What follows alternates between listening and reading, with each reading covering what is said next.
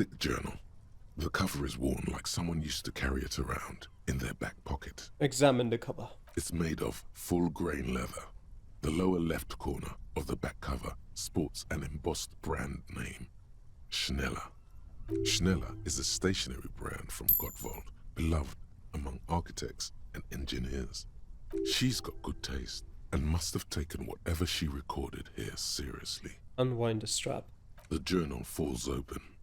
About 2/3 of its ruled pages have been filled. Study the handwriting. The large cursive of someone who writes quickly and confidently, perhaps too confidently. Many phrases and even paragraphs have been crossed out, with tiny corrections scrawled above and in the margins. Flip through the pages. It's a mix of logistical notes, diagrams, and personal reflections, all dated. It's good she left in a hurry. We could learn a lot from this. What kinds of logistics? Hard to tell exactly. It's mostly noted down in code. Looks like contact information, quantities, directions. There could be useful information about local operations in those notes. We have a junior sergeant at my station who's good with codes. I can give this to her after we finish this. What are the diagrams of? Esoteric radio technology. The most recent ones probably pertain to the latitude compressor, sketches, calculations of distance and density. You make out a familiar spiral shape. Anything personal? Short, wry observations of people and places. Probably a way to pass the time on the road. Also, what appears to be attempts to sort through some difficult decisions. There are a few passages with many questions in them. Staff issues. Always tough on the leadership. You smell traces of betrayal. How far back do the entries go? The first entry is from August 2nd of last year. It reads simply, I know my position is precarious. All I can do is make myself as useful as I can while looking for a way out. Remember, no one is indispensable. What did she write the day Lily died? Nothing on March 4th. March 5th, though, well, that's bound to come back and bite me in the ass. I'm bad at this. Loyal to a fault. But that's another matter entirely. She is referring to betraying a previous employer. Does this suggest she did it in self-defense? Maybe. Anything about La Puta Madre? That name isn't mentioned as far as you can tell. Small wonder. Would you talk about La Puta Madre in your journal? You do see an M, though. La Puta Madre. M is mentioned on March 9th and March 15th. Read the entry from March 9th first. Great. M's peon is coming to town, no doubt to investigate the lynching. But also, I feel it in my gut to finally put a bullet in my head while I'm napping in my lorry or on a smoke break. Well, I won't stick around just to twist my own neck by constantly looking over my shoulder. Then again, isn't that what I've been doing ever since I got the call? Read the entry from March 12th. Why 12th and not 15th like it says up here? Been holed up here for 3 days now. I'm used to being alone and all, but I don't know when I'll be able to leave, or if I'll be ratted out. They will rat me out, of course. I've made it a point to believe in the best in people, the boys, for example. But experience tells me, did M feel truly betrayed by me? I was feeling threatened. He'd have to know if he threatened people, they'd take measures to protect themselves. Even I know that. Economic measures first of all. Gotta make a living, right? I can still hear his voice in the receiver. Taste the plastic. The entry ends abruptly. What's the most recent entry? The most recent entry is from today. It reads, even when I leave here, if I leave here alive, what's my next move? Staging a lynching is a crime, even if I'm not accused of murder on top of that. Forever on the run. Not really my idea of the open road. Man, I was really looking forward to winning. It looks like she might have been framed. The lieutenant taps on the page. That would be a first, or a fourth. But who's counting, he thinks. Very rarely does anyone actually get framed. If she didn't do it, then maybe it's good that we didn't catch her? I wouldn't go so far as to say that. We have other reasons to arrest her. He frowns. Besides, I'm not sure her life as a fugitive is going to be much better than Guido's. Especially if she has problems with the Madre. Kim, am I really a La Puta Madre agent? No, I don't think you are. Ask someone in your precinct if you want to be sure. Who is La Puta Madre? The head of a major Jamrock gang, specializing in drug production and trafficking. A very bad person. He's not 100% sure you're not indebted to this very, very bad person. Then who do you think killed the Merc? I'm guessing we're going down the route of La Puta Madre organized a killing, thinking that in all of that he would be able to frame Ruby in such a way that she would either be killed, kill herself, or be imprisoned? Maybe? Could have been Titus. Then again... He pauses to think. But no one heard the shot. Maybe there's a Hardy boy we've yet to meet, who acted as his accomplice. Either way, we need to keep an eye on him. One thing is for certain. We have business back in the whirling and rags. Questions to ask. We should get to it. We really should, yes. Problem is, I'm assuming fast travel is still out of the question. So I guess we're running all the way back. I did look it up, by the way, and apparently fast travel is just bugged to hell and back. Where it works sometimes and then it doesn't work, and you know, the standard thing really. Can I exit out of this way? Probably yes. I think that should be slightly quicker, ever so slightly. All right, let me just quickly have a look. Is there anything else I should be doing around here before going back to the city? I don't think so. No. Alright. We're back. Going into the city. Nope. A little black swallow circles above you. You hear it chirp. Okay.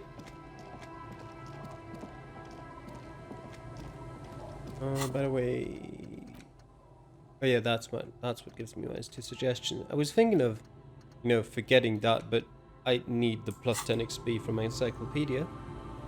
Thank you very much for that. So we're not removing that. Wait, has this always been open? Yes, it has. I'm pretty sure, but let me actually go in there again.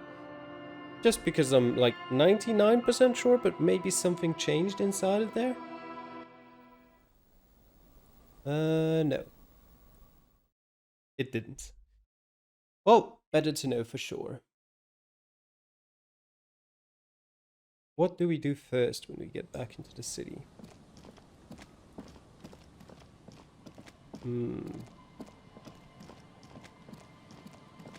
don't really know. Well, actually I do know. First things first, we're arresting Classy if she's still there, but honestly, I doubt she is. But that's the first thing we'll have to check. Oh. Stop. Just up ahead. Danger. You are prepared. Don't put away your friend. Your weapon. Yes. Snowflakes suspect the barrels of your VA's 9mm pistol. Kim, there's danger up ahead. Yes, I hear commotion. Let's go. I'm ready. Good. Be ready to take damage. I am ready to take damage. But also, what is good? What are good skills that need? Pain threshold, endurance, physical instrument. These are the kinds of things that I need right now. Hand-eye coordination, reaction speed, also useful. Probably not Mazovian socioeconomics. Let me look at my clothes. Reaction speed. Half-light. Current gloves have interfacing. Drama. Esprit de corps. Pain threshold and half-light. Pain threshold and volition. This one. Yes. Take that. Pain threshold on the scarf. That's electrochemistry, logic, auric. -2 physical instrument, probably not what we need. Physical instrument on the shirt. I feel like pain threshold is better than physical instrument. Couldn't say for sure. Authority. I like the look. I like this look. Somehow. I don't know why, but it's nice. I think we're pretty much good. We've got +3 to pain threshold, which is nice. Alright. Let's see. I'm all out of shits to give, loincloth. Welcome to the fucking reckoning. There's a feverish gleam in his eyes. Put your damn gun down. People are gonna get hurt. We need to talk this through. All right? Shut up. You're not gonna talk yourself out of this, loincloth shit fuck. This is the mercenary at the gates. His chest rises and falls under the ceramic breastplate. His fingers reach for the butt of his sidearm. I like how guards watching from up there. Him, what's going on here? Shh. Lieutenant raises his left hand. This is a misunderstanding. Nothing irreversible has happened yet. You can just return to your unit and forget all about this. The Kypt is merciful, willing to spare us if we just forget about our murdered and humiliated commander. I think we should just kill everyone, Courty. You are all drunk. Come to your senses. You won't gun down 7 people in the middle of the street. This isn't a frontier town or a jungle outpost. Easy, Lizzie. Let me handle it. I know guys like this. I'm sure we can come to a peaceful agreement. Ain't that right, fellas? He is facing overwhelmingly superior firepower, and he knows it. Peaceful. It sounds like the armored figure is weeping. Oh, this thing over there. With a sniper rifle, may I add? Nest in your abdominal cavity like a little wild mouse. The masked man's words are barely intelligible, but you can hear them. Fuck, there's a third one. How did we miss something like this? The big one is the mercenary at the gates, the scab leader. If this turns into a firefight, we should take him out first. He nods. A sound strategy. He's the leader. What do we do? My plan is not to get killed, but we have to intervene. We're out of time. This is... The Mercenary Tribunal. Lieutenant nods. Okay then. I don't want to, but Kim is right. We have to intervene. Stop. This is the police. Get lost, comedian. You cops had your chance. Now it's fucking time for some justice. He licks his lips, waving his gun at the crowd. Losing his balance for a moment, he staggers backward. Pig fuck! It's the only word you can make out. Easy now. No one needs to die here today. Oh, people are gonna die today. We're not leaving it like this. These tribals hung him up for everyone to see. No one is going to kill anyone. Let's just put the guns down and talk like civilized human beings. With a wordless gurgle, the killer loads his long rifle. The leader gives a small nod to the helmeted man. Suddenly, the grip of your sidearm feels comforting and warm in your hand. Feels like it's saying, do it. Shoot him in the mouth.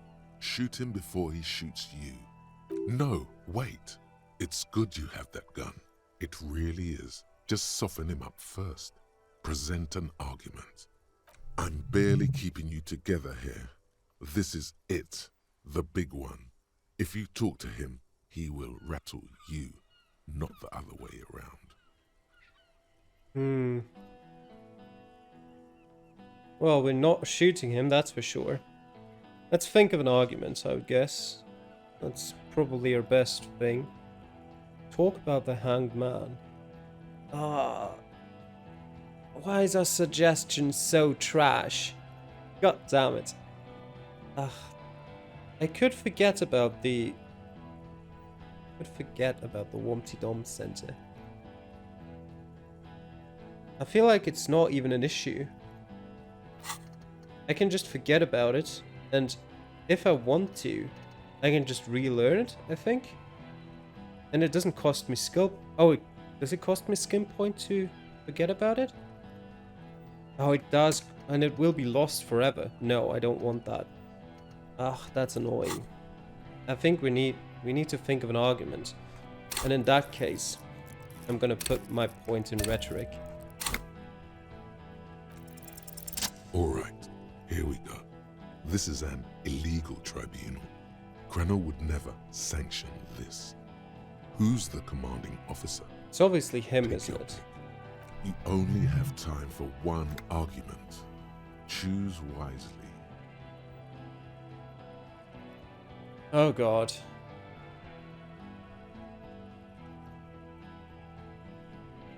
Just a question. Who's in charge of your unit after the death of your colonel?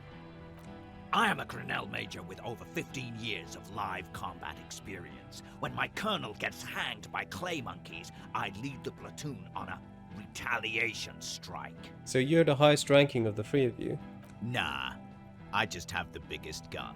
He raps on his armored barrel-like chest. Technically, the other man has the biggest gun. But we're beyond that now. Hold on, what's the highest ranking colonel? King Reaper. He says without irony.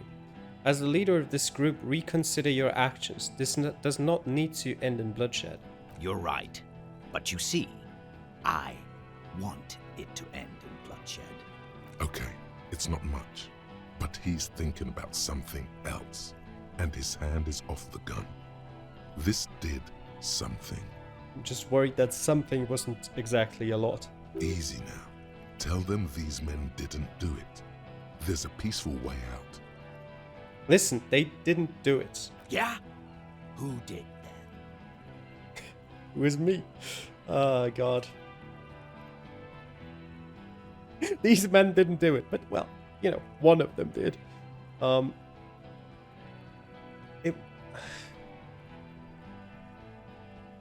don't know. I think it was... But then they're gonna kill... It was someone else. Someone who's not here now. How fucking convenient. He gives you a drunken stare and puts his hand on a gun. He was shot from a great distance. A sniper did it. Maybe. Actually, they are here. It was one of you. I'm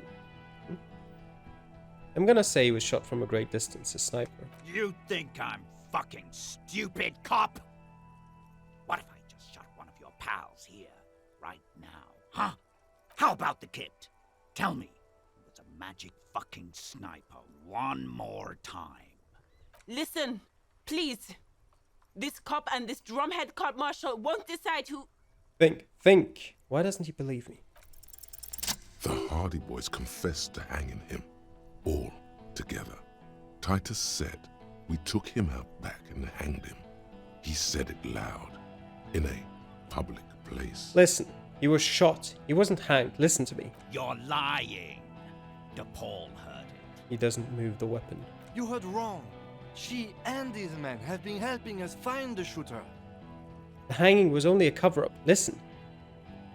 Fucking liars. He pulls the trigger. A plume of smoke erupts from the muzzle of his gun. The shot rings in your ears. A low, tinny ring. Then the Hardy Boys yell something. The young woman stands and looks behind her.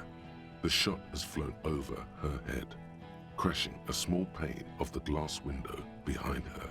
I missed. The man looks at his revolver and smiles. I know what I heard, Corty. They said they killed him. They said it was a good way to end a Sunday night. That doesn't sound good. You need to change the topic now, or there will be another shot. What topic? Shots have been fired. Act before it's too late. This was a close call. I have no chance of killing him. Where's Clausia? She can explain this. Who the fuck is that? Glacia, the woman upstairs, where is she? She left! Of course. The manager calls down from the balcony. Unarmed, hunched, but keeping it together. What do you mean she left? She left! Her room's cleaned out! Right before these assholes showed up! We should have arrested her. Yes, the lieutenant whispers, his eyes still on the armed mercenaries. Hey, Bushman! Your little cunt isn't gonna help you out of this one! She's gone. Forget about it now. Concentrate on this. You're all drunk. Look at yourselves. Yes. So what? Your judgment is impaired. You'll regret this. Nah. I'm clear as day. Fucking government-ordained super soldier. Enough already! What is this? We didn't come here to fucking chat! Interrupt me again and I will execute you on the spot, Lance Corporal. The outburst is accompanied by yellowish saliva around his mouth. Do I want to... We're not at awful chances now. And his patience is coming towards an end. But I am going to talk about it. Who is that? I didn't know you had a third guy. Rude. Rude is the killer. Rude, the killer, Howen Cloven. He doesn't talk much. All of you cunts inside out. The killer? The gunner. The raddest. The killer. He points to the figure clad entirely in ceramic plates. What do you think he does? Tends to the stables. He kills. Smart loincloth. He fucks natives up. Soldier of the apocalypse style. Easy. Easy now. The Wild Pines rep does not approve of this. You think I care what that company cunt thinks? He laughs. It's a hollow laughter.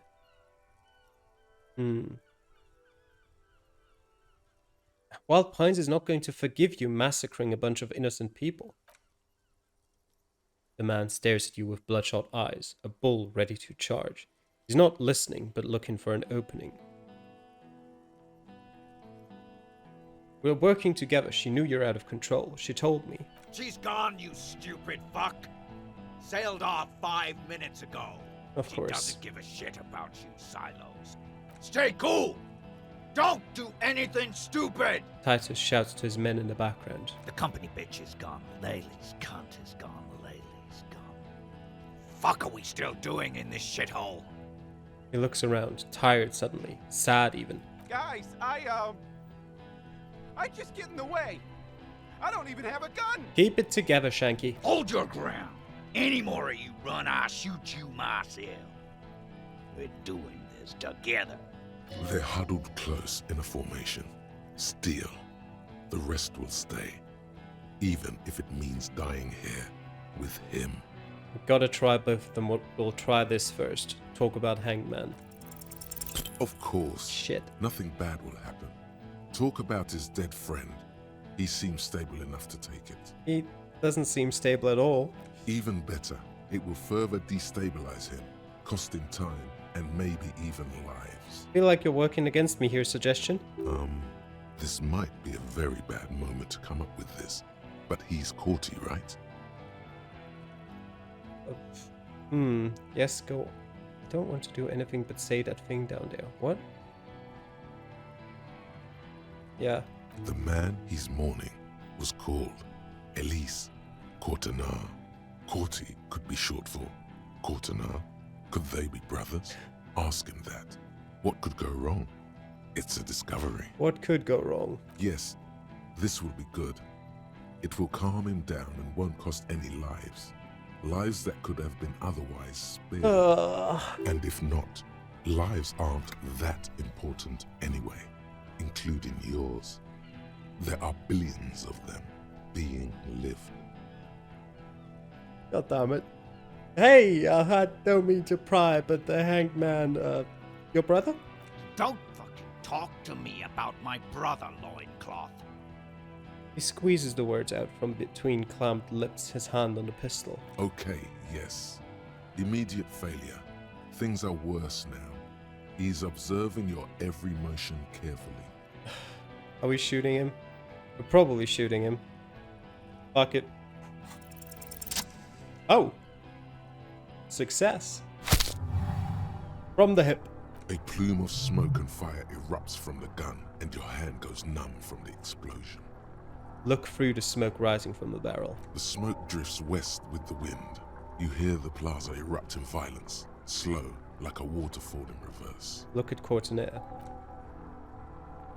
There is a hole in his cheek. Blood gushes out as he stumbles backward, eyes filled with rage and disbelief, gurgling, muttering something unintelligible. To your right, the killer raises his rifle and takes aim at you. His moves are steady, but the long barrel of the rifle sways slowly. Why is my reaction speed so awful? I even improved it and all. We need to dodge it. A low shot rings. You feel a tapping, like rain on your chest plate. Heavy drops of rain. Then the sound of dice rolling as the cuirass distributes the shot evenly from plate to plate. You got hit. The armor took most of it, but still your ribcage burns. Feels like blood is slowly seeping into your lungs. God, please. The lieutenant says quietly without trembling. He aims, face pale. He's aiming for the eye slot in Rude's helmet. An extremely difficult shot. You can do it, Kim. 2 shots ring at once. One from the lieutenant's pistol, and the other from DePaul's. It's aimed at the lieutenant, but it misses. You hear a scream behind you. Shit. Kim, did he hit the rifleman? Blood gushes from the helmet's eye sockets as Rude staggers back, disoriented. The sounds coming from his helmet are not human. An unbelievable shot from the lieutenant. Good job, Kim. The helmet looks like the face of an ancient god of war, crying blood. Who screamed? Glenn, dying in a puddle of blood behind you. His mangled torso has 2 gunshot wounds. Blood gushes out of them like red geysers. You see 2 crazed eyes stare at you through all the smoke and the panic. With blood gushing from his face, the man raises his pistol at you. Then he squeezes the trigger. I can't evade the shot. It's not going to happen. I might as well look him in the eye. The look of vengeance, framed in blood, lips shaking. This is the last thing he'll do on Earth. But he will do it. He is your end. Here it comes. Death. Evade the shot. No.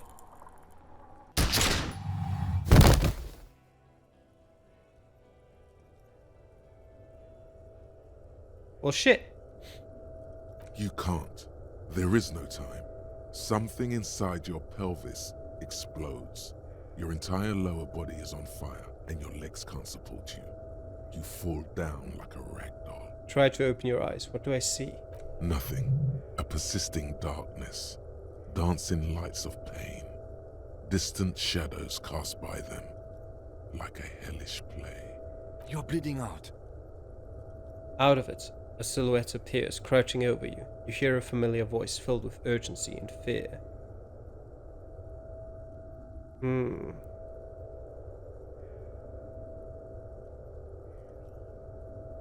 No one wants to do anything with me. No one wants to party with me. Stay with me. You feel burning hot tears streaming from your eyes. This is a stupid world. Yes, keep talking. You hear me? Stay awake. But you can't. It's so hard. Your eyelids grow heavy, and the sounds ever more distant. And the cold comes over you. The lieutenant, too, is somewhere far away, almost gone. When suddenly, you sense something behind him. A slender white shadow towering. Someone stands there, raising her pistol at him. The lieutenant does not see it. He's pushing down on your wound with both hands. No! Kim! No, you say, and hand out your firearm to him. Your hand trembles and your eyes are full of fear. That's all it takes. There is no room for hesitation. The lieutenant moves like a spring unloaded. He grabs the gun from your bloody hand and fires behind him. You hear a faint scream, a woman's. Then the sound disappears, like someone pressed stop on the tape. The woman is gone. So is Kim. Then the whole world. Fall into total darkness. This is death.